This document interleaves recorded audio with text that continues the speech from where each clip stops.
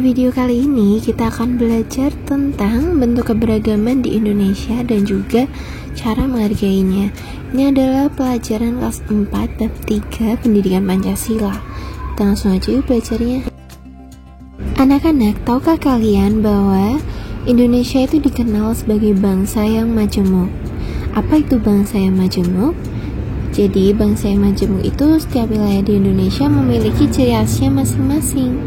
Nah, hal inilah yang menyebabkan keberagaman. Jadi di Indonesia itu ada banyak sekali keberagaman. Nah, keberagaman di Indonesia ini dibedakan menjadi 3, yaitu keberagaman agama, keberagaman sosial, dan juga keberagaman ekonomi. Kita akan belajar tentang ini, contoh keberagaman di Indonesia. Anak-anak, yang pertama yang akan kita pelajari adalah keberagaman agama. Di Indonesia ini ada beberapa macam agama yang dianut oleh warga Indonesia. Agama di Indonesia itu diantaranya ada Islam, Kristen, Katolik, Hindu, Buddha, dan juga Konghucu. Selanjutnya adalah keberagaman sosial. Nah, di Indonesia itu ada banyak sekali keberagaman sosial. Yang pertama adalah keberagaman suku bangsa. Anak-anak di Indonesia itu memiliki banyak sekali suku bangsa dan memiliki suku bangsa terbanyak di dunia, yaitu sekitar 1340 suku bangsa yang ada di Indonesia. Dan setiap suku bangsa di Indonesia itu memiliki ciri-ciri fisik yang berbeda. Ada yang berkulit sawo matang, ada yang berkulit coklat, ada yang berambut lurus, ada yang berambut keriting, dan masih banyak lagi. Keragaman sosial yang kedua adalah keberagaman bahasa daerah. Nah, anak-anak perhatikan gambar di sini tuh ada banyak sekali bahasa yang dipakai oleh setiap orang di Indonesia. Nah, bahasa daerah di Indonesia itu berjumlah 718 bahasa. Jadi setiap daerah itu memiliki ciri khas bahasanya masing-masing dan kita harus menghargainya. Keberagaman sosial yang ketiga adalah rumah adat. Anak-anak, rumah adat itu adalah contoh hasil pemikiran para leluhur dan mengandung nilai-nilai kebudayaan daerah. Nah, bangunan rumah adat ini setiap suku bangsa disesuaikan dengan kondisi alam dan tradisi daerah. Jadi di Indonesia itu ada banyak juga rumah adatnya, anak-anak pasti sudah pernah lihat. Nah, pada gambar di samping ini juga sudah ada contoh rumah adat. Selanjutnya adalah keberagaman sosial, yaitu pakaian adat. Nah, anak-anak, banyaknya suku dan provinsi itu menyebabkan Indonesia memiliki banyak sekali pakaian adat. Nah, pakaian adat ini memiliki ciri khusus baik dalam pembuatan dan cara menggunakannya.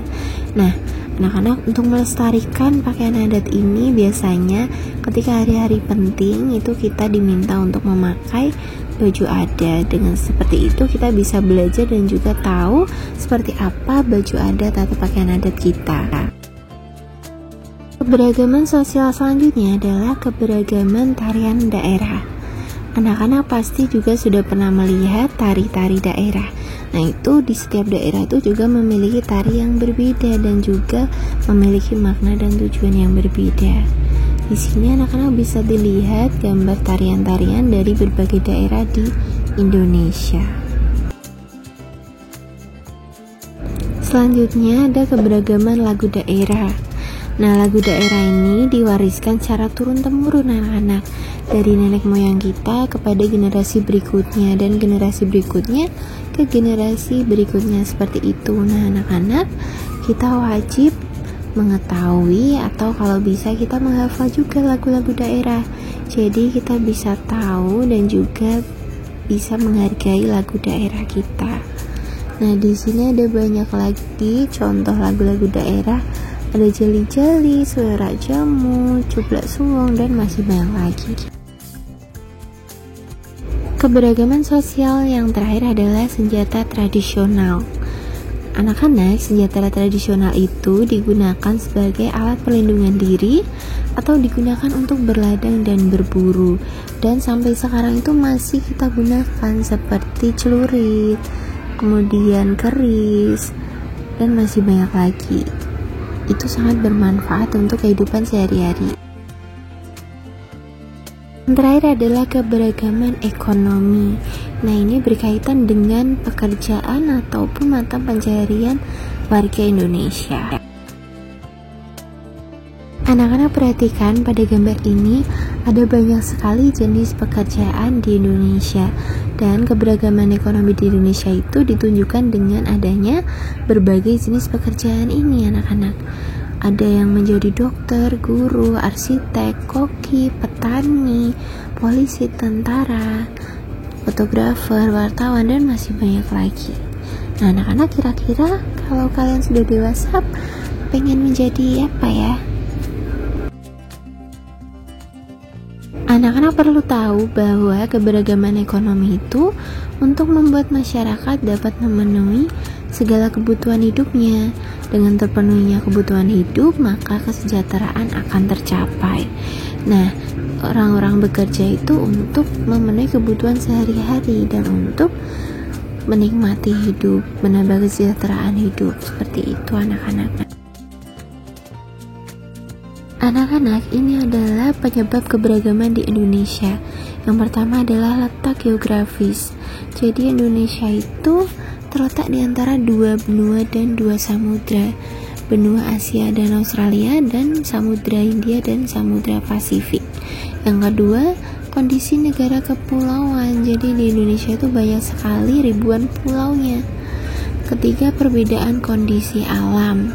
Yang keempat, transportasi dan komunikasi. Dan yang terakhir, penerimaan masyarakat terhadap perubahan.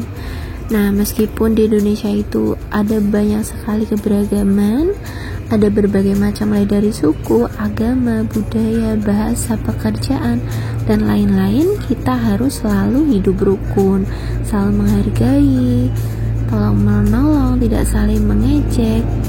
Nah, jadi negara kita bisa bersatu. Nah, anak-anak, ini adalah letak geografis Indonesia. Anak-anak bisa lihat itu di Indonesia terletak di antara dua benua dan dua samudra, benua Asia dan Australia, dan samudra Hindia, samudra Pasifik.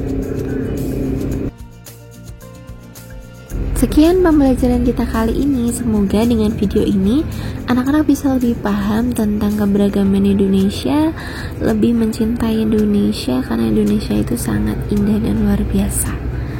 Anak-anak, sampai jumpa di video berikutnya. Jangan lupa like, subscribe, dan komen ya.